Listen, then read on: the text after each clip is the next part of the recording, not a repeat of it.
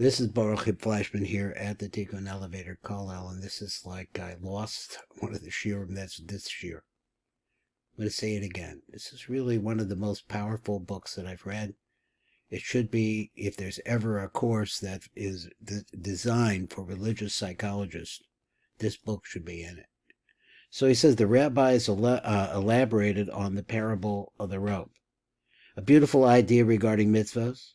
As stated there, a man had fallen into the sea, and the sailor on board threw him a rope.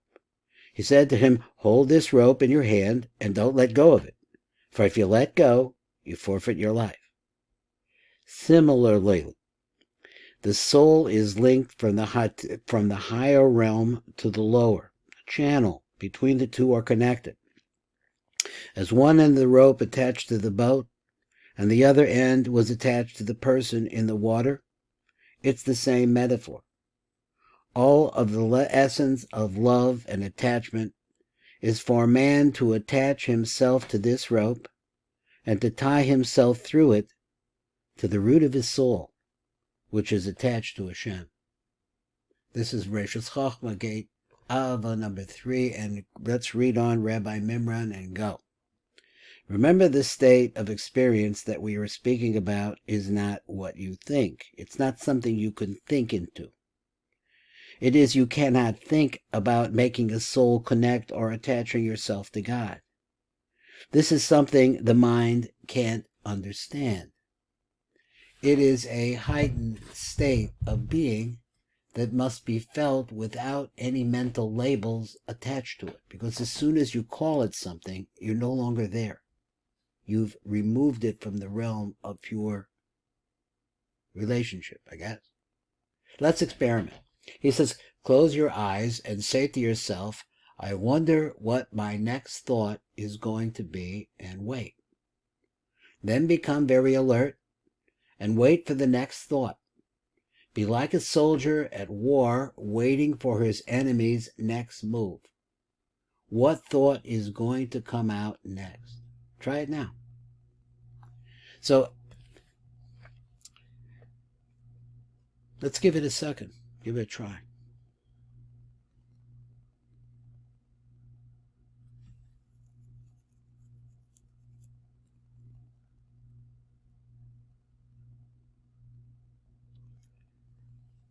As long as you are in a state of heightened awareness, you are free of thought. You are still, quiet, yet highly alert. The instant your conscious attention sinks below a certain level, though, thought rushes in. The mental noise returns, the stillness is lost, you are back at the mercy of your thoughts. To stay focused in everyday life, it helps to be deeply rooted within yourself. Otherwise, the mind, which has incredible momentum, because it's tied to your body and the needs of the physicality, will drag you along like a wild river. This means to inhabit your body fully, to always have some of your attention directed towards the inner energy of your body, to feel the body from within, from pneumius, to understand that the body is, in my way of thinking, is a projection of something much less physical, so to speak. Body awareness keeps you in touch with the greater part of you, your holy soul. Watch yourself. Now, he said body awareness, being aware of your body. So he says, in a sense, the state of awareness could be compared to waiting. Now, when you think of waiting, this is not the usual bored or restless kind of waiting. That waiting is a denial of the present that we spoke about earlier.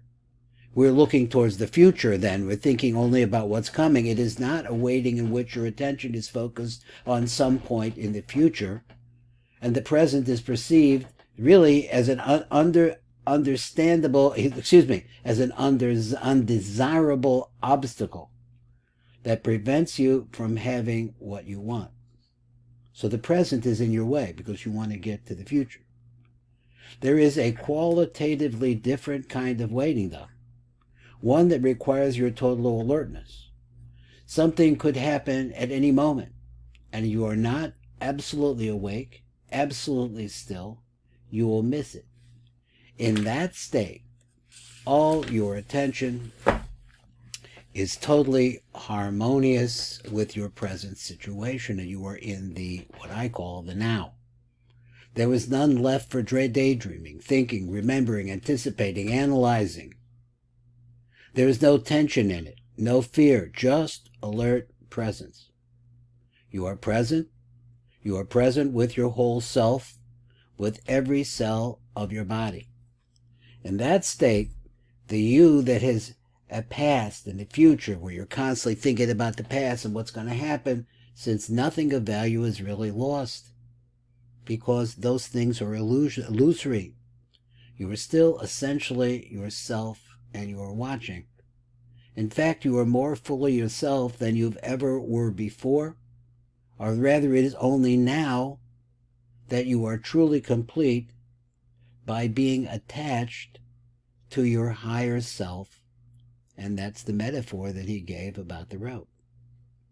Now, he says like this in this little blurb at the bottom, attaching yourself to God is something the mind can't understand. It's not something that you can just logically reason it out. It is a heightened state of being that must be felt without any mental labels attached to it. Not to be minimized, but to be open. This is Baruch Fleischman for the Tikkun Elevator Kollel, and also saying this shiur, God willing, on the Dvekas Network with Rabbi Mimran.